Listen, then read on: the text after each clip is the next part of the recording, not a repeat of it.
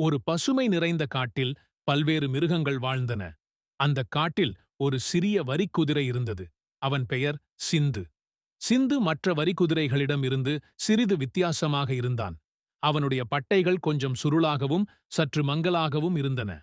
இதனாலே மற்ற வரிக்குதிரைகள் அவனை எப்போதும் ஏளனம் செய்தனர்.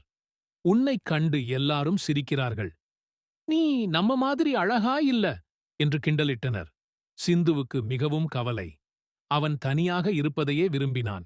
ஆனால் அவன் மனம் நன்றாகவும் உதவ விரும்பும் மனதோடும் இருந்தது. ஒருநாள் காட்டில் ஒரு பெரிய சிறை போல் பல மரங்கள் விழுந்தன. சில மிருகங்கள் அந்த இடத்தில் சிக்கிக் கொண்டன. யாரும் அருகில் செல்லத் துணியவில்லை. அந்த இடத்தில் பல தடங்கள், சிறிய வழிகள் இருந்தன. ஒருவேளை யாராவது மட்டும் உள்ளே சென்று வழி கண்டுபிடித்தால் மற்றவர்களும் பிழைத்து விடலாம். அப்போது சிந்து முன் வந்தான். அவன் குறைவான உயரம், மென்மையான நடை, இவை அந்த இடத்தில் செல்ல உகந்தவை. அவன் மெதுவாகச் சென்றான். விழுந்த மரங்களுக்கு இடையே வழி பார்த்தான். மற்ற மிருகங்களை அவன் மெல்ல அழைத்தான். அனைவரும் பாதுகாப்பாக வெளியே வந்தனர். அப்போது எல்லோரும் உணர்ந்தனர்.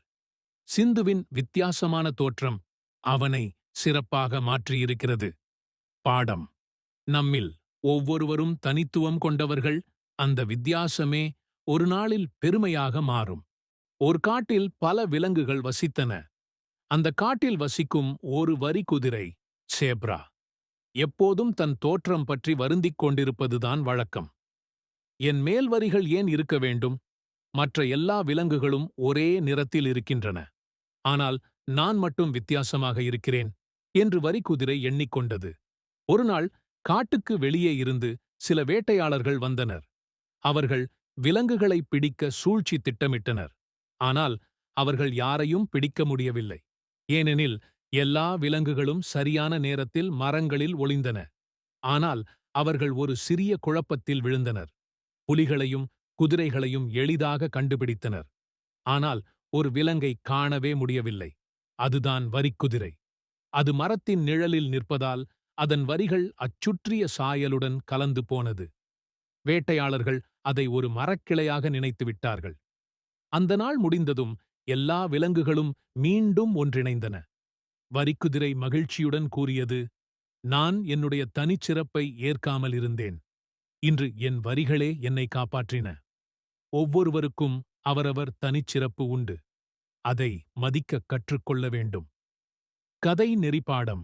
மாரல்: ஒவ்வொருவரும் தனிச்சிறப்புடையவர்கள். தன்னை பற்றிய நேர்மறையான பார்வையை வளர்த்துக் கொள்வது மிகவும் முக்கியம். இந்த வீடியோ உங்களுக்கு பிடித்திருந்தால் லைக் பண்ணுங்க, ஷேர் பண்ணுங்க, கமெண்ட் பண்ணுங்க, மறக்காம நம்ம சேனலை சப்ஸ்கிரைப் பண்ணுங்க. நண்பர்களே!